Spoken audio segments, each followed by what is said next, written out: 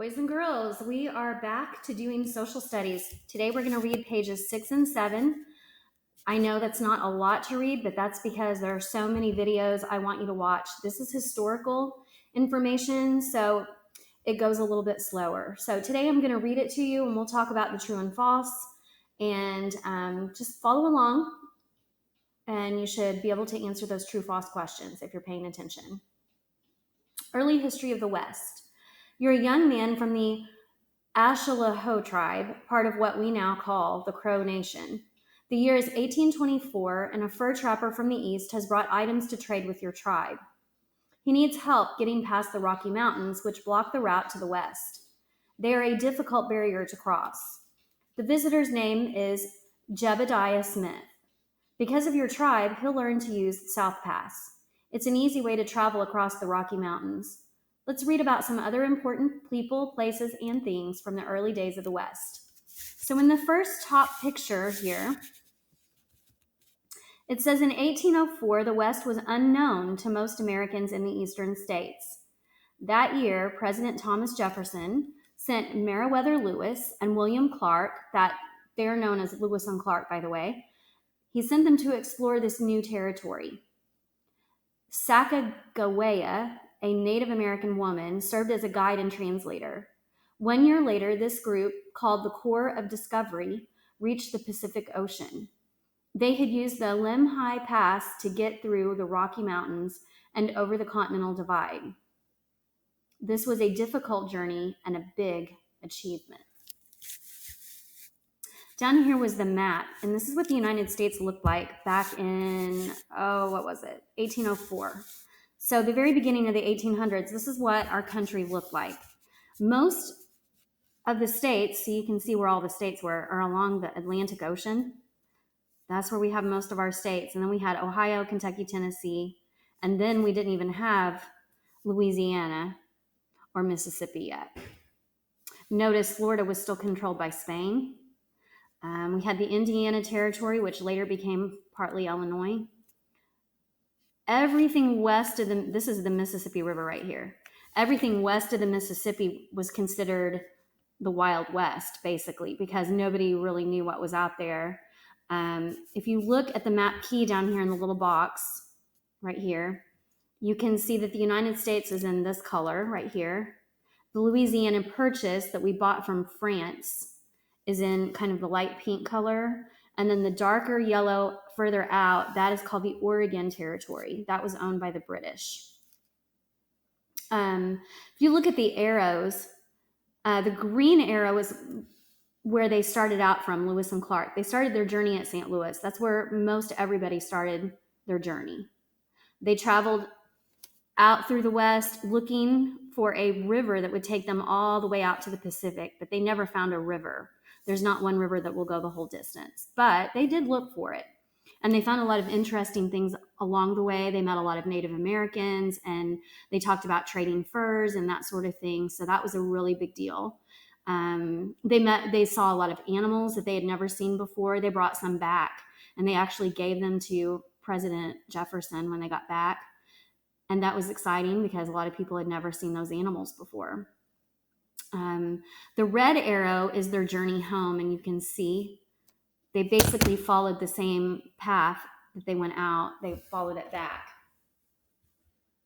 I'm going to read up here. It says, President Thomas Jefferson believed a river or a sea route might cross the West and lead out to the Pacific Ocean. This imaginary waterway was known as the Northwest Passage. Some thought that Native Americans might speak Welsh, a language from Great Britain, but others thought that woolly mammoths lived out west. So really there was all kinds of guesses as to what they were going to find out there, and it was just the great unknown at one point. On the next page, we have a little piece of paper here, and it says, during the gold rush, rumors spread that gold could be found easily out west. As miners rushed to new areas, boom towns appeared. These were just small towns that boomed or grew very quickly. Gold wasn't as easy to find as people hoped, however, so many towns went bust when the miners moved away. Then they became ghost towns. Miners were nicknamed the 49ers because so many joined the gold rush in 1849. Now, remember, gold was found in 1848, but it took people a long time to get there because they had to travel either by covered wagon or by ship to get out to the gold fields in California. So it took them that year from 1848 to 1849 to actually get to California. And that's why they were called the 49ers and not the 48ers. Boys or girls that watch football might know this. The San Francisco 49ers football team is named after these early Californians. And that's probably why their helmets are in gold color. Up at the top, here's how people traveled in the old days. You can see the wagon train with the covered wagons and the horses and the cows. And it says, would you move somewhere unfamiliar to get lots of free land? Well, that's what settlers did after President Lincoln signed the Homestead Act of 1862. One of the main routes west was called the Oregon Trail. Families of settlers would travel in groups called wagon trains. That way, in case they were attacked by a group of Indians, they could kind of defend themselves better. And they would also not get lost on the route. They could stick together, and so they would know the way. Down here, this picture is very interesting. This is a railroad built up. This is like a trestle here. That's what you call it. It's kind of like a bridge for the railroad. And it says, without a railroad, the trip from the eastern states to the western states took 6 months. Lincoln and other leaders decided to build a transcontinental railroad in 1862. The men building the railroad were mostly immigrants from China and Ireland. The work was hard and dangerous. Some workers lost their lives to explosions, extreme weather, and sickness. They earned about a dollar for a 12-hour workday. So basically they worked from sun up to sundown, and they only made $1 for a whole day. And it was not easy work. It was hard, laborious work. And you see that it was dangerous. They had to use explosives like dynamite to blow holes in the mountainside so that they could run the train tracks through it. Down here in this picture, the guys with the bags, it says in 1867, the United States purchased the area now known as Alaska from Russia. The cost was $7.2 million for the whole area. That's about 2 cents per acre, which is a huge bargain. These days, for an acre of land, you're talking at least probably $2,000. So that was a huge bargain.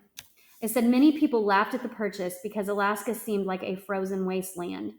But the gold, oil, and fish found there made people very wealthy. So not too long after we purchased it from Russia, we found gold there, and we also found oil there. So we made our money back pretty quickly. Sugar companies, and this is kind of interesting, and that has to do with this picture of this lady right here. It says sugar companies wanted to control Hawaii, but Queen Liliuokalani, I think, ruler of Hawaii, wanted to protect her land and her people. These sugar companies decided to remove her from power. They wanted Hawaii to become part of the United States so they could increase the sugar trade. The queen tried to resist peacefully, but she was forced to step down. By 1895, Liliuokalani was no longer queen. In 1898, her once independent nation became a territory of the United States. And that is all for our lesson today. As far as reading goes, I was going to pull out my True False so that we could look over and see the questions for today. It was page 8 and 9. Or no, I lied, 6 and 7. So we can look at numbers 3 and numbers 4, number 3 and 4. Number 3 says, in the early 1800s, this is on page 6, it should be found there, most Americans in the East knew very little about the West. Okay, and if I look over at page 6, I can find that pretty easily. In the early 1800s, most Americans in the East knew very little about the West. If you believe that, that's true. If you think that's a lie, put false. And number 4, you should be able to answer also. It's on page 7. The United States purchased the lands of Alaska from Russia. And so it is on page 7. If you think we bought Alaska from Russia, put true. If you think we didn't buy Alaska from Russia, you will put false. And that's it for today's social studies lesson.